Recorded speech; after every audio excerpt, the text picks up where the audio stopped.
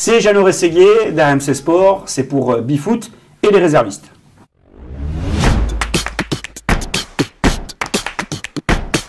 Pour commenter les matchs, je serais un petit peu embêté parce qu'avec les règles qui changent tout le temps, et puis bon, maintenant ça fait un moment que je baigne dans le foot, et même si je suis un spectateur assidu de certains matchs de rugby, oui, ça reste quand même un sport que je suis tout particulièrement, mais ma passion est intacte pour le football depuis toujours, quoi. Le club de Montauban, de ma ville, qui est en Pro D2, grâce aux réseaux sociaux, j'arrive à suivre l'évolution au score des matchs. Chaque fois que je descends chez moi, j'essaie d'aller les voir, tout comme le club de foot pour lequel j'étais joueur et dirigeant. Donc voilà, non, ça reste un sport qui est ancré dans notre région, dans le sud-ouest, et qui fait partie du patrimoine du sport français, quoi.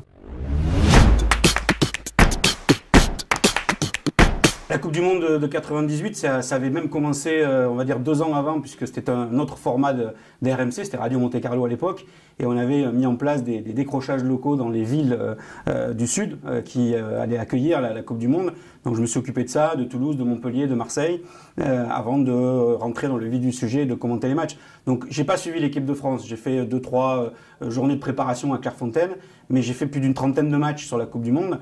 Je suis allé un petit peu partout et j'ai fini avec le Pays-Bas-Brésil. Donc ça reste un souvenir parce que c'était en France. Et paradoxalement, la finale, j'ai pas pu aller au stade, mais je l'ai vécu différemment avec des potes. On était en Espagne et j'ai commenté le match pour une quinzaine de personnes dans un appartement devant la télévision. Donc on a passé un très très bon moment. Après, la Coupe du Monde de 99 de rugby, c'est Twickenham, c'est la victoire face aux All Blacks, où là on a eu un réflexe patriotique des radios, puisque RTL, Europe, Radio France et nous, avec Sud Radio aussi, on s'est échangé les consultants. Tellement que l'événement était fort d'avoir battu les All Blacks en demi-finale. Donc j'ai ce souvenir-là, et avec en plus d'avoir commenté avec Didier Bonne, mon mentor, qui m'a amené à ce métier et dans cette maison. Et 1 an après, on est ensemble pour la finale de l'Euro 2000, pour la couverture de l'événement. Et puis bon voilà, de voir les Italiens debout, presque vainqueurs, se rasseoir aussitôt après l'égalisation, et puis le but en or de Trezeguet, ça reste des moments extraordinaires, quoi.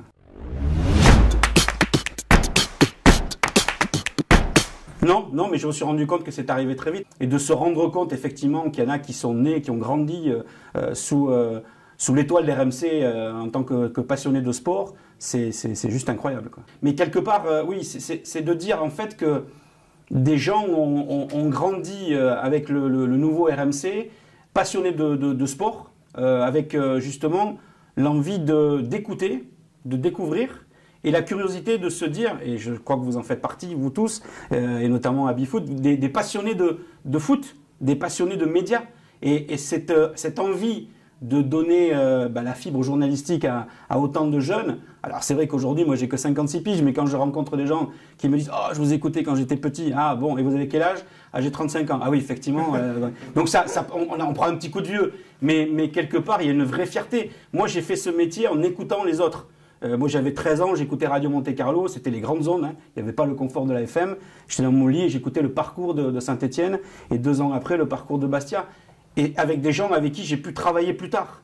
Et de travailler avec Larquet, qui était l'acteur de mes débuts d'auditeur, c'était juste impensable.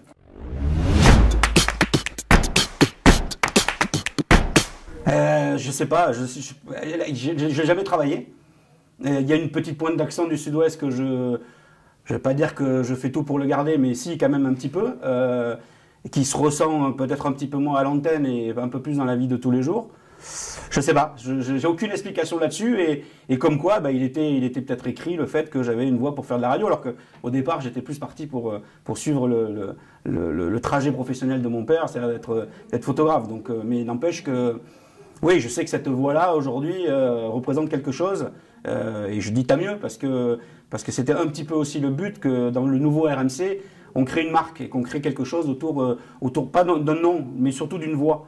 Et que cette voix-là symbolise vraiment le commentaire des matchs de foot. Et que quand on allume la radio ou qu'on l'utilise sur son smartphone, qu'on reconnaisse la voix. Ça, c'est plutôt sympa, quoi. Parce qu'à l'époque, il y avait encore des références comme Eugène Sacomano ou encore Jacques Vendroux à Radio France.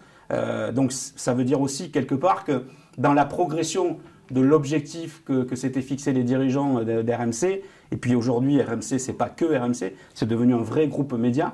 Donc quelque part, l'idée de départ était bonne. Elle s'est construite, elle s'est fructifiée et elle a amené d'autres possibilités à des journalistes dans la rédaction au sport, en tout cas, de pouvoir découvrir ensuite d'autres métiers, et notamment celui de la télévision, par exemple.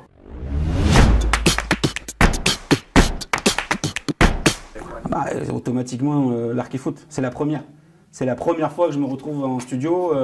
Alors pas avec Jean-Michel Larquet, puisqu'il était à distance, il était chez lui et rarement en studio. Si, quand il venait pour les matchs de l'équipe de France avec TF1 ou les matchs de Coupe de France à l'époque, donc le dimanche qui suivait, il était ou qui précédait parfois, il était en studio avec moi.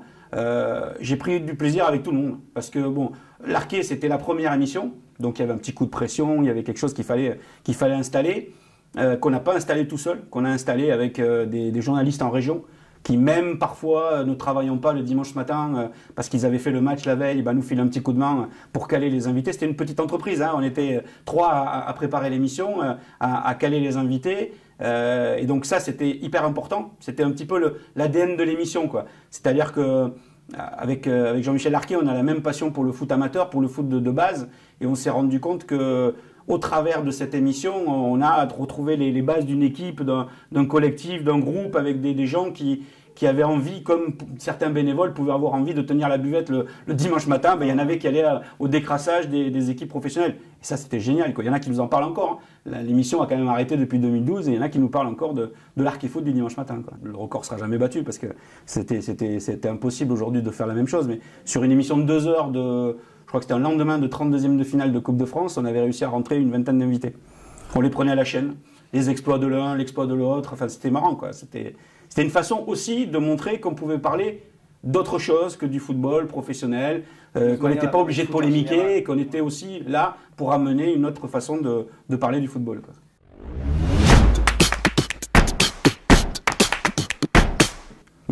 Oui, parce que... Alors après, moi j'étais dans... On m'a demandé de commenter les matchs à la télé et de rester moi-même. Ok, sauf que je suis quand même bavard à la radio et à la télé, il y a l'image qui est là comme support. Donc il a fallu que je trouve un équilibre. Je ne l'ai pas trouvé tout de suite, je l'ai encore un petit peu... Je suis en train de le rechercher, le bon équilibre, parce que c'est pas simple, justement, parce que je continue à commenter à la radio. Alors quand je fais un match le mardi à la radio et le mercredi à la télé, le mercredi, c'est un peu plus compliqué pour retrouver les bases, voilà, se réadapter. Quand on fait qu'un match de télé ou un match à la télé avant la radio, c'est déjà un petit peu plus simple. Alors oui, ce match, c'était le 7 mars à Rennes, je me rappelle, avec Eric Dimeco, et j'ai Eric qui me faisait comme ça sur les 10 premières minutes, parce que j'étais parti comme à la radio, quoi. Et j'ai mis une mi-temps déjà pour arriver à stabiliser un peu le rythme de la voix. Et de trouver l'équilibre avec le consultant. Donc c'était pas simple du tout, quoi. Mais aujourd'hui, et avec ce fameux à la fois Barcelone-Liverpool et surtout le Liverpool-Barcelone, je me suis rendu compte qu'on pouvait vivre d'autant plus passionnément un match à la télé si le match est génial. Bien sûr. À l'inverse, si le match n'est pas bon, autant à la radio on arrive à compenser, autant à la télé... il y a des images qui parlent, quoi. Quand c'est une purge pour tout le monde, hein. C'est clair.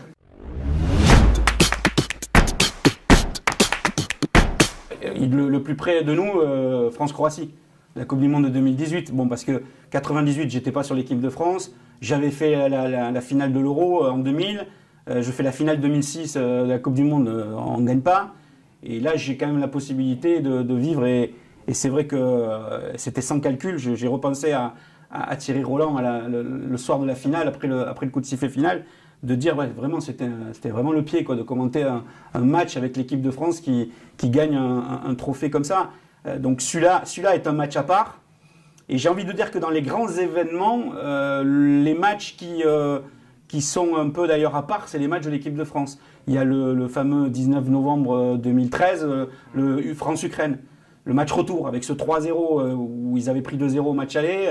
Donc ça aussi, ça reste un match important. Pour parler club, 2004 et le Monaco-Real Madrid, avec Roten qui jouait à l'époque. Julie Kimar, ils avaient fait un truc énorme face aux Galactiques du Real Madrid. Pour remonter un petit peu plus vers nous, le Chelsea-PSG avec la qualif et le but de Thiago Silva pour le 2-2. Et puis le parcours de Marseille sur la Ligue Europa, avec le but de Sakai, avec Leipzig, avec Salzbourg. Enfin, voilà, il y avait quelque chose d'énorme dans ce parcours-là. Malheureusement, il n'y a pas eu la victoire au bout contre l'Atlético. Mais mes souvenirs sont beaucoup plus récents. J'ai du mal à sortir un match en particulier. Et je ne veux pas d'ailleurs en sortir un en particulier. Je préfère rester sur des faits de match ou des matchs qui reviennent comme ça, qui remontent à la mémoire. Et peut-être qu'on referait une interview dans un mois, ça serait un autre qui sortirait. Ouais. J'ai la chance d'avoir fait beaucoup de matchs. Et j'espère que j'aurai la chance d'en faire encore pas mal devant moi. Et du coup, c'est de se dire d'apprécier les moments. J'ai aussi eu la possibilité de commenter les matchs de Coupe de France dans des ambiances de dingue, sur les 32e de finale, sur un camion remorque en Alsace. Enfin, il y a des trucs comme ça qui font que ça marque des souvenirs parce que le métier de la radio est particulier. La télé, commenter sur une remorque, ça peut arriver, mais c'est rare. La radio, c'est de découvrir le fait que ouais, c'est plus artisanal et puis ça tient un peu de choses, quoi. C'est un passionné. C'est chambreur. C'est un passionné. Il adore ça. Et après, il est dans sa posture d'éditorialiste. Il est là pour dire ce qu'il pense et il le fait plutôt bien, quoi. Faire l'unanimité, ça n'existe pas. Et lui, il est là pour dire ce qu'il pense. Et en plus, c'est un passionné, un connaisseur de football. Donc, les trois réunis, ça fait du Daniel Riolo, quoi.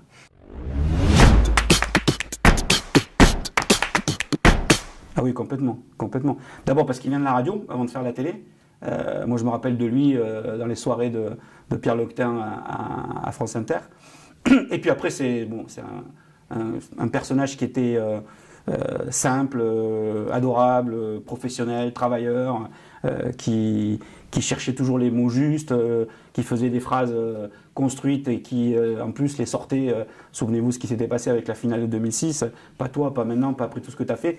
Ça c'est très spontané et c'est une belle leçon de spontanéité pour notre métier qui n'est fait que de ça. Donc ça, déjà, chapeau. Et de passer de la radio à la télé, moi qui ai mis un petit peu le nez dedans, je me rends compte que lui, il a fait ça de façon limpide. Et c'est pourtant pas très simple à faire, quoi.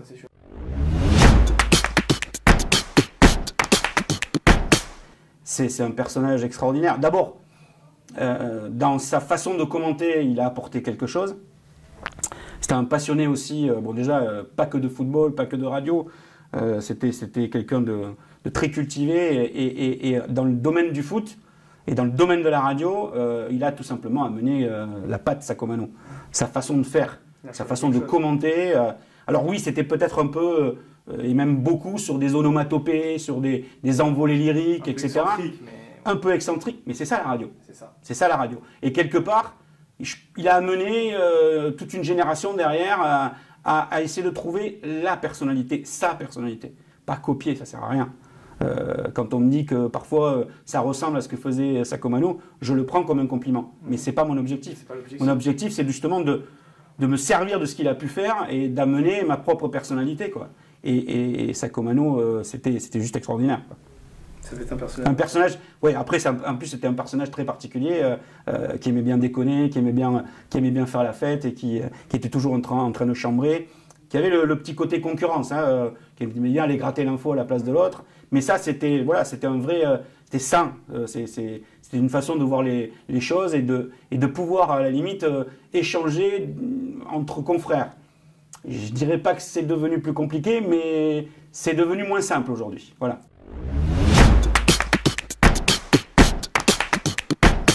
Bon, la vision du foot, c'est de se dire que petit à petit, on arrive à retrouver de vraies valeurs autour du jeu. Voilà. Je trouve que, et le championnat de Ligue 1 cette saison le prouve, il n'y a pas de logique. Alors c'est peut-être bien aussi quelque part, moins bien peut-être pour les parieurs, mais il n'y a pas de logique dans la façon de faire, d'appréhender un match et de faire une succession de matchs. C'est-à-dire d'être capable d'enchaîner par les bons résultats. J'aimerais aussi qu'on soit un petit peu moins dur vis-à-vis de l'équipe de France et de la qualité du jeu qu'elle produit. Oui, moi aussi, j'aimerais qu'elle soit extraordinaire, que ce soit des jeux de passes rapides, que ce soit fluide et qu'il y ait du spectacle. Mais c'est pas tous les jours comme ça. Et c'est pas facile non plus de mettre en place une équipe, une sélection, plus qu'une équipe de club. Donc moi, ce que j'aimerais, c'est qu'on arrive à avoir moins de critiques sur le jeu, ou que la critique soit constructive et qu'elle permette d'avancer un petit peu, et que les entraîneurs, en règle générale, et peut-être pas qu'en France d'ailleurs, que les entraîneurs pensent plus à gagner plutôt que d'éviter de perdre. Pavard contre l'Argentine à la Coupe du Monde 2018. Zidane, parce que j'ai eu le plaisir de le voir et de le commenter. Ouais, c'est vrai qu'il y aura toujours des histoires de génération avec Platini, mais non, mais oui, Zinedine Zidane. L'équipe de France championne du monde 2018. La finale de la Coupe du Monde 2018, Croatie, 70e minute, il n'y avait plus rien. Il a fallu que je pose un petit peu tout le matériel et puis on a repris derrière et ça allait un petit peu mieux pour finir le match. Jean-Michel Larquet. Dans le monde, Wembley. Et en France, le plus beau, le Parc OL.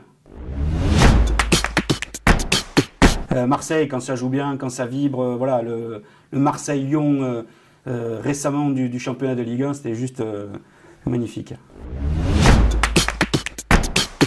Ah, la Coupe du Monde de football, c'est juste le Graal. Après, c'est vrai que tout le monde parle de la Ligue des Champions. Oui, la Ligue des Champions, avec les commentaires à la télé, ça reste un moment extraordinaire, et notamment le fameux Liverpool-Barcelone.